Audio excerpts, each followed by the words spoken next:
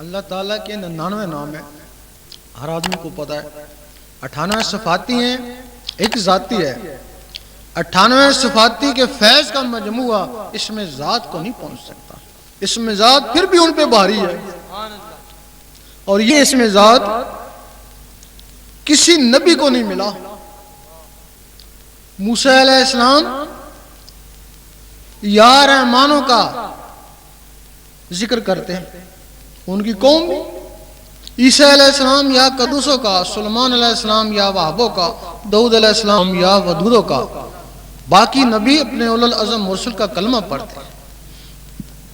ایک دن موسیٰ علیہ السلام نے کہا اے اللہ دیدار دے. جواب آیا تاب نہیں ہے. سوچنے لگے کسی میں تاب ہوگی. جواب آیا ایک میرا حبیب اور اس کی امت. تو موسیٰ علیہ السلام کو جلال آ گیا کہ میں ایک نبی ہو کے ایک امتی کے برابر بھی نہیں. جلوہ دے دیکھی جائے گی. جلوہ پڑا، موسیٰ علیہ السلام بے ہوش ہو گئے.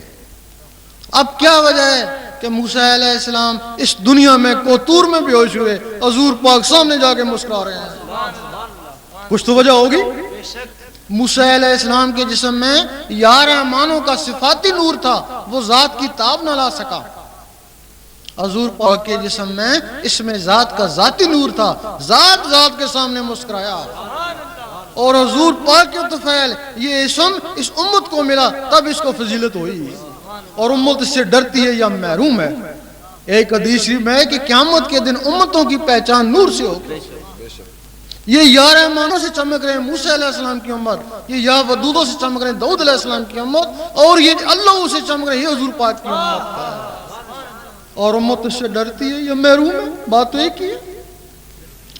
فضائیہ لڑنے میں سب سے افضل ہے. کیوں افضل ہے؟ کہ اس کے پاس جہاز ہے، جہاز سے لڑتی ہے. اگر اس سے جہاز چھین لے تو وہ بندوق والا اس سے بہتر ہے.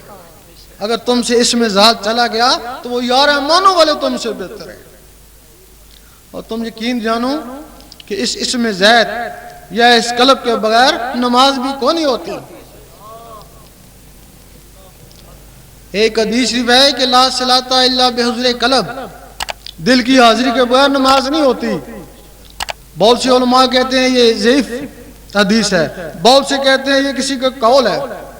لیکن جو پرانی حدیثیں ہیں ان میں یہ مستند حدیث ہے. آج سے 200-300 سال پہلے کی جو حدیثیں ہیں اس میں اس کو مستند قرار دیا ہے. صحیح سلطان بہو نے 40 حدیثوں کو مستند قرار دیا، اس میں اس کو بھی مستند قرار دیا. اب آپ نے دیکھا ہوگا کہ آپ کا کوئی دوست یا ہمسایہ 20-25 سال آپ کے ساتھ نمازیں پڑھتا رہا، لیکن وہ قلب کی حاضری کے بغیر ہی پڑھتا رہا. ایک دن پتہ چلا کہ وہ غیر مقلد ہو گیا. بھئی اگر اس کی ایک نماز بھی قبول ہوتی تو وہ غیر مقلد کیوں ہوتا؟ اس کا مطلب ہے کہ اس کی ایک نماز بھی قبول نہیں ہوئی. جس طرح تم ہو اس طرح وہ تھا. اگر وہ 20-25 سال کے بعد غیر مقلد ہو گیا تو ہو سکتا ہے تم 30-40 سال کے بعد ہو جاؤ. کیا ثبوت ہے؟ کیونکہ وہ بھی دل کی حاضری کے بغیر ہی پڑھتا تھا، تم بھی دل کی حاضری کے بغیر پڑھتے ہو. بہت سے لوگوں کو اس کا پتہ نہیں ہے کہ دل کا حاضر کیسے ہوتا ہے. وہ کہتے ہیں ہم دل سے ہی تو پڑھتے ہیں، سردی گرمی میں مسجد میں جاتے ہیں، دل سے نہیں پڑھتے تو کیا کرتے ہیں؟ وہ یہی سمجھتے ہیں. لیکن نہیں، نماز کی 3 قسمیں ہیں. ایک نماز صورت ہے، اس کو صرف زبان والے پڑھتے ہیں، دل والوں سے کوئی واسطہ نہیں ہے. ایک نماز حقیقت ہے جس کو دل والے پڑھتے ہیں. ایک نماز عشق ہے جس کو صرف ولی پڑھتے ہیں. نماز صورت 72-73 فرقے والے نماز صورت ہی پڑھتے ہیں، اس کا کوئی اعتبار نہیں. نماز صورت کیا ہے؟ اللہ تعالیٰ نے حضور پاک کو فرمایا قل هو اللہ احد، کہہ دیجئے اللہ ایک ہے. آپ نے آمین کہا. حضور پاک نے لوگوں کہا کہہ دو اللہ ایک ہے. جنہوں نے آمین کہا وہ مسلمان ہوئے، جنہوں نے نہیں مانا وہ کافر ہوئے، جنہوں نے حیل و حجت کری وہ منافق ہوئے. اب مسلمان کس کو کہتا ہے؟ کہہ دے اللہ ایک ہے. یہی ایک نقطہ ہے. بلے شاہ فرماتے ہیں ایک نقطے وچ گل مک دی. نعرہ تکبیر، اللہ اکبر، یا رسول اللہ. تم اپنے دل کو کہتے ہو کہہ دے اللہ ایک ہے، وہ جواب دیتا ہے کر میں آٹا ہی نہیں ہے، الوجت کرتا ہے نا. پھر کہتے ہیں اللہ الصمد، اللہ بے نیاز ہے. دل جواب دیتا ہے بی بی بیمار ہے. الوجت کرا نا اس نے، مانا نہیں. لام یلد ولم یولد، دل نے کہا ڈیوٹی سے لیٹ ہو گئے چل. کافروں کی زبان اقرار نہیں کرتی، منافقوں کے دل تصدیق نہیں کرتے، اور فاسقوں کے جسم عمل نہیں کرتے. بتاؤ تمہارا دل تو منافق تھا، اب منافق دل کی نماز کیسے ہوگی؟ ساری عمر پڑھتا رہے، منافق کی نماز کیسے ہو سکتی ہے؟ اس کا دل ہی منافق تھا. یہ نماز قرآن مجید فرماتا ہے کہ ان نمازیوں کے لیے تباہی ہے جو نماز حقیقت سے بے خبر ہے. یہ نماز تباہی بن جاتی ہے اور دکھاوا بھی ہے. دکھاوا کیسے ہے؟ مسجد میں کھڑا ہے، بڑے خشوع خضوع سے نماز پڑھا ہے، لوگ کہہ رہے ہیں بہت بڑا نمازی ہے، بڑی دیر سے خشوع خضوع سے نماز پڑھے. لیکن اللہ تعالیٰ فرماتا ہے نہ عملوں کو دیکھتا ہوں، نہ شکلوں کو، نہ تیری داڑھی کو دیکھتا ہوں، نہ تیرے سجدے کو، میں تیرے قلب اور نیت کو دیکھتا ہوں.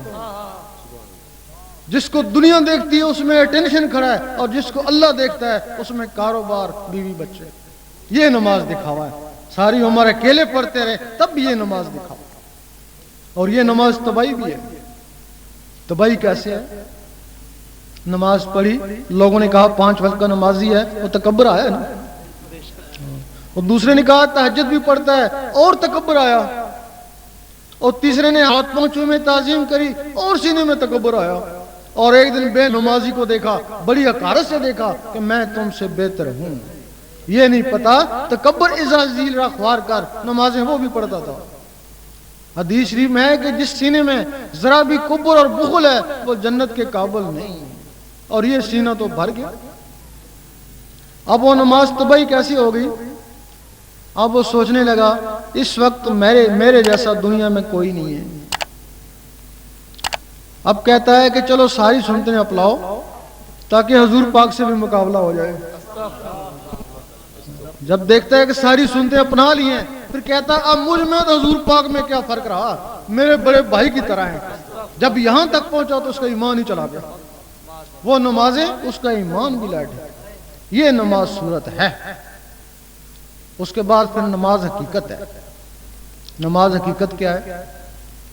اس کے لیے سب سے پہلے اللہ اللہ سیکھنی پڑتی ہے.